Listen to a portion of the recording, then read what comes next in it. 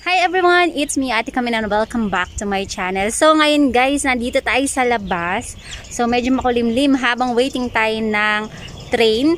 Kasi pupunta tayo kay Habi. So magkikita tayo ngayon. Kasi pares kaming night shift guys. So may time kaming magkita. So pag ganitong morning na. So kaka-out ko lang from work. Nandito tayo sa train station. So ayan, medyo maingay pa. So guys, para sa mga nagtatanong kung maayos ba ang lagay namin dito sa Taiwan, so yan, share ko lang sa inyo guys. Same pa rin naman po, maayos pa rin po ang lagay namin dito. So nakakalabas pa rin kami, nakakakain kami sa labas. Alam ko naman may mga nababalitaan kayo about Taiwan and China, pero kami po ay maayos naman po dito. Although syempre nag-iingat-ingat tayo, no? Pero maayos pa rin po ang lagay namin dito sa Taiwan. So kami, katulad niyan, nakakaalis-alis pa rin tayo at hindi naman kami pinagbabawalan umalis, ganyan.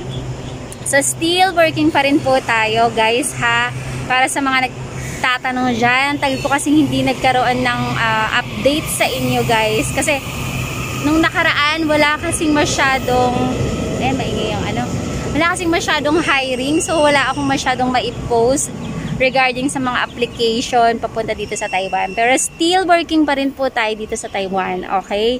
Para naman sa magtatanong ng mga taga-Innolax, guys, i-share ko lang sa inyo ha, na still working pa rin po kami dito sa Innolax at may trabaho pa rin. Although dun sa department namin is wala talaga kaming overtime ngayon.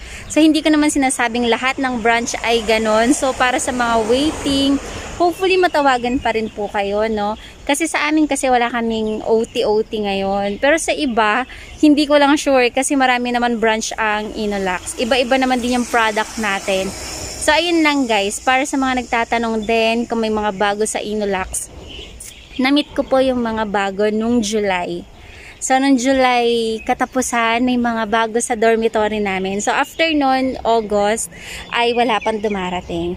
So ayun lang guys, hopefully matawagan pa rin kayo and mag-update kayo sa agency nyo, okay? Mag-update pa rin kayo para at least alam nyo kung anong status sa inyo. Hindi kasi namin alam, hindi ko rin din alam kung kailan ang alis ng mga waiting. So kasi nalalaman ko lang kapag nandyan, tulad ng mga July, dumating sila nung July, dun ko lang talaga nakita na may bago pala. So guys, mag-update kayo sa agency.